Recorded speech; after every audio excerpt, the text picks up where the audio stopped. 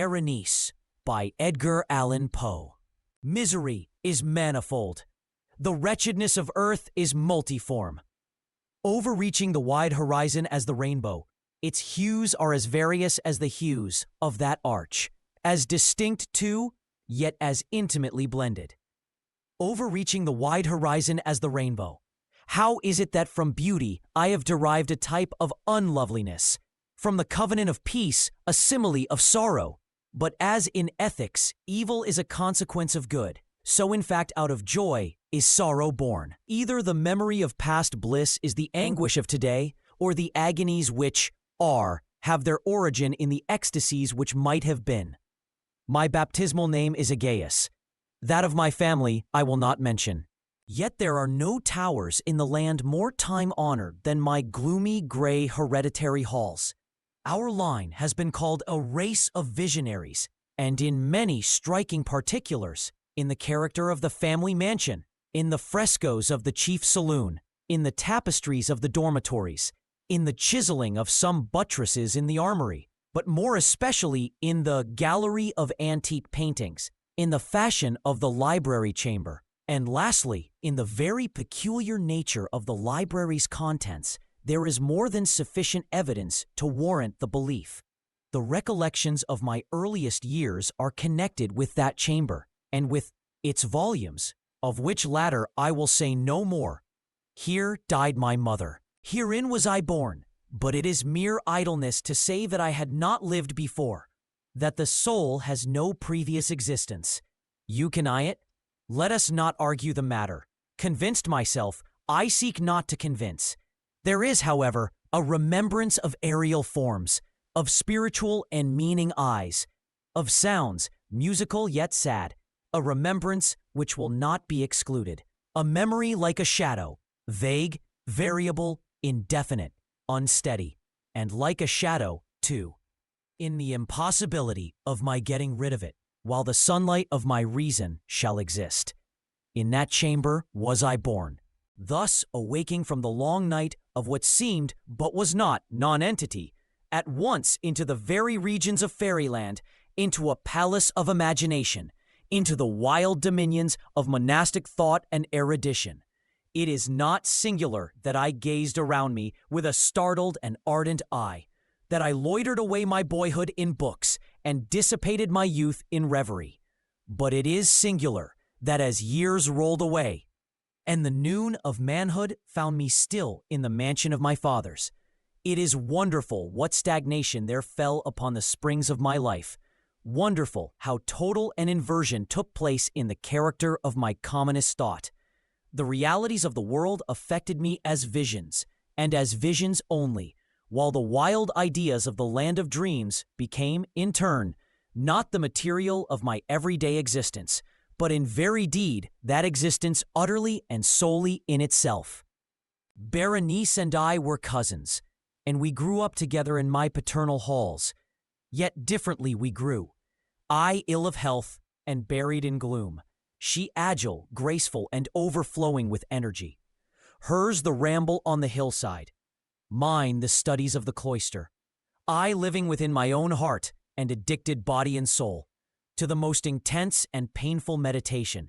She roaming carelessly through life with no thought of the shadows in her path, or the silent flight of the raven-winged hours. Berenice, I call upon her name. Berenice, and from the gray ruins of memory 1,000 tumultuous recollections are startled at the sound. Ah, vividly is her image before me now, as in the early days of her lightheartedness and joy. O gorgeous yet fantastic beauty! O sylph amid the shrubberies of Arnheim! O naiad among its fountains!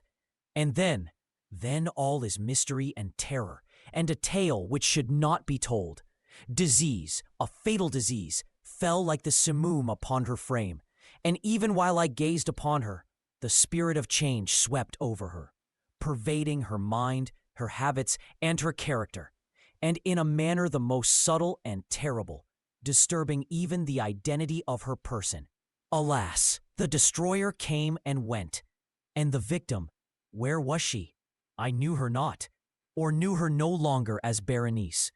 among the numerous train of maladies superinduced by that fatal and primary one, which effected a revolution of so horrible a kind in the moral and physical being of my cousin, may be mentioned as the most distressing and obstinate in its nature. A species of epilepsy not unfrequently terminating in trance itself, trance very nearly resembling positive dissolution, and from which her manner of recovery was in most instances startlingly abrupt. In the meantime, my own disease, for I have been told that I should call it by no other appellation, my own disease, then, grew rapidly upon me, and assumed finally a monomaniac character of a novel and extraordinary form, hourly and momently gaining vigor, and at length obtaining over me the most incomprehensible ascendancy. This monomania, if I must so term it, consisted in a morbid irritability of those properties of the mind in metaphysical science termed the attentive. It is more than probable that I am not understood, but I fear, indeed, that it is in no manner possible to convey to the mind of the merely general reader an adequate idea of that nervous intensity of interest with which, in my case, the powers of meditation, not to speak technically, busied and buried themselves in the contemplation of even the most ordinary objects of the universe. To muse for long, unwearied hours, with my attention riveted to some frivolous device on the margin, or in the topography of a book. To become absorbed for the better part of a summer's day, in a quaint shadow falling aslant upon the tapestry, or upon the door. To lose myself for an entire night in watching the steady flame of a lamp, or the embers of a fire. To dream away whole days over the perfume of a flower. To repeat monotonously some common word until the sound, by dint of frequent repetition, ceased to convey any idea whatever to the mind. To lose all sense of motion or physical existence, by means of absolute bodily quiescence long and obstinately persevered in. Such were a few of the most common and least pernicious vagaries induced by a condition of the mental faculties, not indeed altogether unparalleled, but certainly bidding defiance to anything like analysis or explanation. Yet let me not be misapprehended.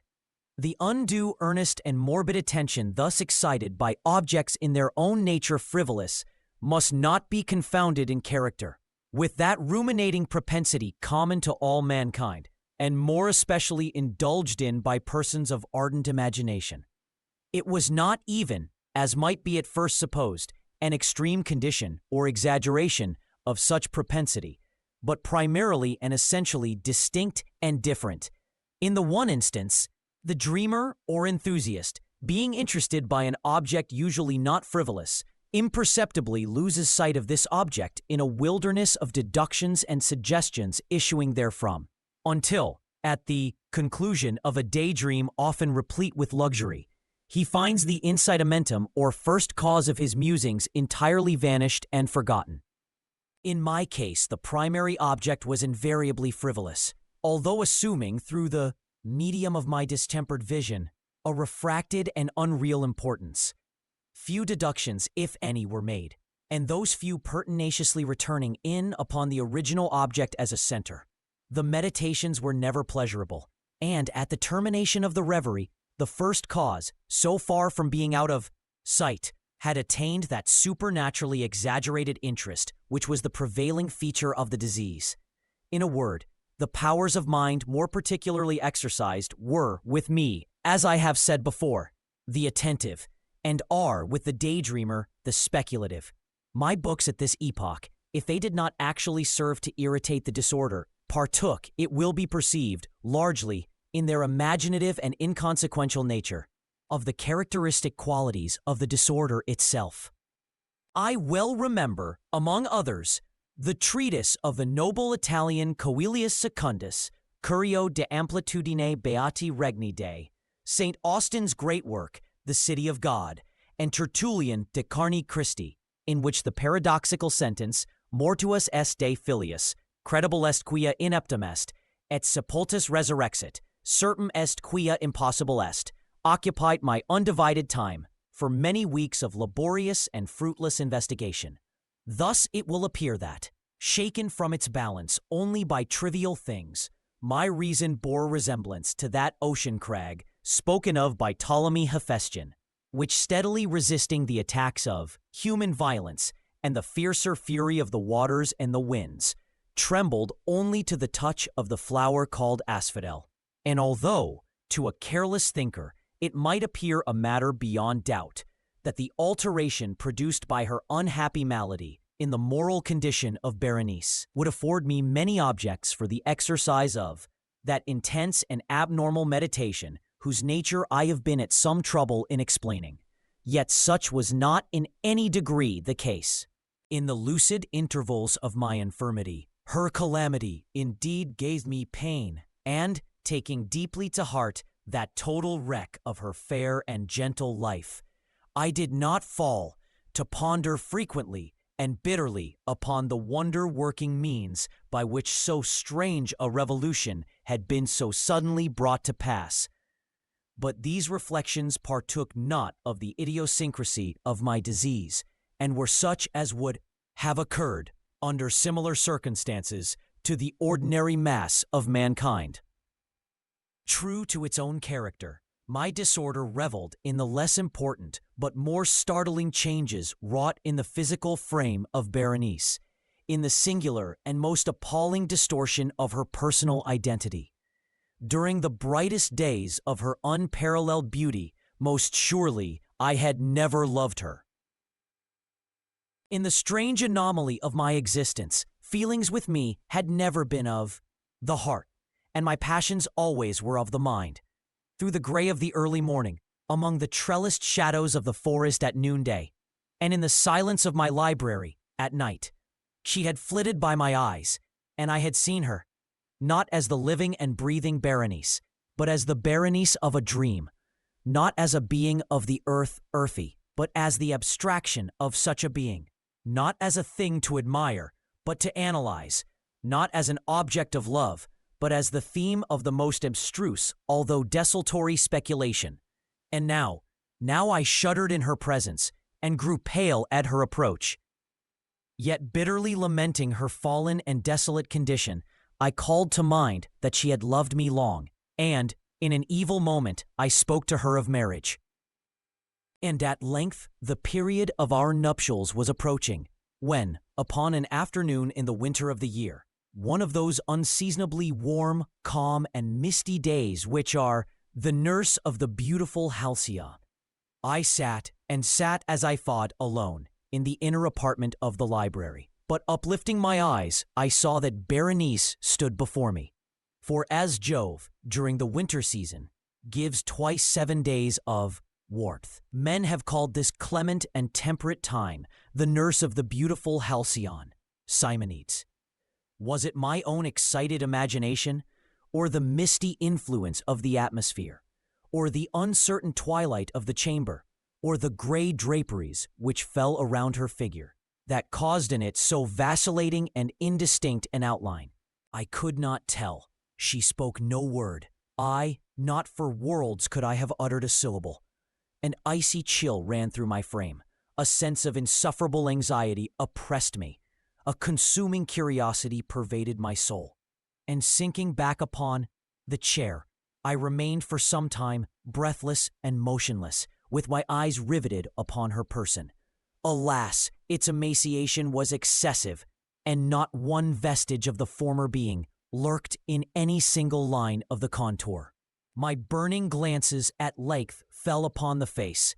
The forehead was high and very pale, and singularly placid, and the once jetty hair fell partially over it, and overshadowed the hollow temples with innumerable ringlets, now of a vivid yellow, and jarring discordantly in their fantastic character with the reigning melancholy of the countenance. The eyes were lifeless and lusterless and seemingly pupilless, and I shrank involuntarily from their glassy stare to the contemplation of the thin and shrunken lips. They parted, and in a smile of peculiar meaning, the teeth of the changed Berenice disclosed themselves slowly to my view. Would to God that I had never beheld them, or that, having done so, I had died. The shutting of a door disturbed me, and looking up, I found that my cousin had departed from the chamber. But from the disordered chamber of my brain had not alas departed, and would not be driven away, the white and ghastly spectrum of the teeth. Not a speck on their surface, not a shade on their enamel, not an indenture in their edges, but what that period of her smile had sufficed to brand in upon my memory. I saw them now even more unequivocally than I beheld them then. The teeth! The teeth! They were here and there and everywhere, and visibly and palpably before me. Long, narrow, and excessively white, with the pale licks writhing about them, as in the very moment of their first terrible development. Then came the full fury of my monomania, and I struggled in vain against its strange and irresistible influence.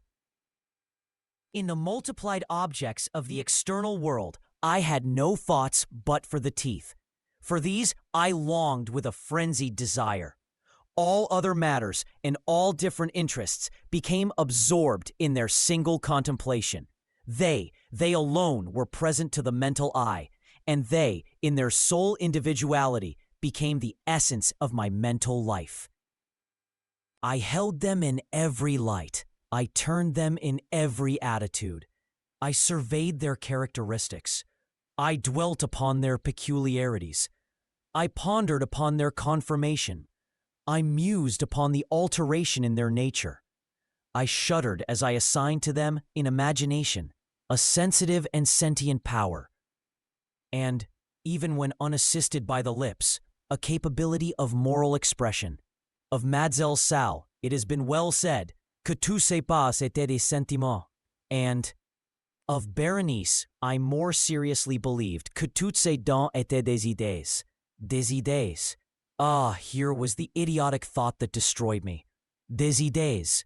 Ah, therefore it was that I coveted them so madly. I felt that their possession could alone ever restore me to peace, in giving me back to reason. And the evening closed in upon me thus, and then the darkness came, and tarried, and went, and the day again dawned, and the mists of a second night were now gathering around. And still I sat motionless in that solitary room, and still I sat buried in meditation, and still the phantasma of the teeth maintained its terrible ascendancy as, with the most vivid, hideous distinctness, it floated about amid the changing lights and shadows of the chamber. At length there broke in upon my dreams a cry as of horror and dismay, and thereunto, after a pause, succeeded the sound of troubled voices, intermingled with many low moanings of sorrow or of pain. I arose from my seat, and throwing open one of the doors of the library, saw standing out in the antechamber a servant maiden, all in tears, who told me that Berenice was no more. She had been seized with epilepsy in the early morning, and now, at the closing in of the night, the grave was ready for its tenant, and all the preparations for the burial were completed. I found myself sitting in the library, and again sitting there alone. It seemed that I had newly awakened from a confused and exciting dream. I knew that it was now midnight, and I was well aware that since the setting of the sun, Berenice had been interred. But of that dreary period which intervened, I had no positive, at least no definite comprehension. Yet its memory was replete with horror, horror more horrible from being vague, and terror more terrible from ambiguity. It was a fearful page in the record my existence, written all over with dim and hideous and unintelligible recollections. I strived to decipher them, but in vain. While ever and anon, like the spirit of a departed sound, the shrill and piercing shriek of a female voice seemed to be ringing in my ears. I had done a deed. What was it? I asked myself the question aloud, and the whispering echoes of the chamber answered me. What was it? On the table beside me burned a lamp, and near it lay a little box. It was of no remarkable character, and I had seen it frequently before, for it was the property of the family physician. But how came it there upon my table, and why did I shudder in regarding it? These things were in no manner to be accounted for, and my eyes at length dropped to the open pages of a book and to a sentence underscored therein. The words were the singular but simple ones of the poet Ebn Zayat. Dicebant, mihi sodales si sepulcrum amicae visitarem, curas meas aliquantulum fore levatas. Why then, as I perused them, did the hairs of my head erect themselves on end, and the blood of my body become congealed within my veins? There came a light tap at the library door, and pale as the tenant of a tomb, a menial entered upon tiptoe. His looks were wild with terror, and he spoke to me in a voice tremulous, husky, and very low. What said he? Some broken sentences I heard. He told of a wild cry, disturbing the silence of the night, of the gathering together of the household, of a search in the direction of the sound. And then his tones grew thrillingly distinct as he whispered me of a violated grave, of a disfigured body enshrouded, yet still breathing, still palpitating, still alive. He pointed to garments. They were muddy and clotted with gore. I spoke not, and he took me gently by the hand. It was indented with the impress of human nails. He directed my attention to some object against the wall. I looked at it for some minutes. It was a spade. With a shriek, I bounded to the table and grasped the box that lay upon it. But I could not force it open. And in my tremor, it slipped from my hands and fell heavily and burst into pieces. And from it, with a rattling sound, there rolled out some instruments of dental surgery, intermingled with 32 small, white, and ivory-looking substances that were scattered to and fro about the floor.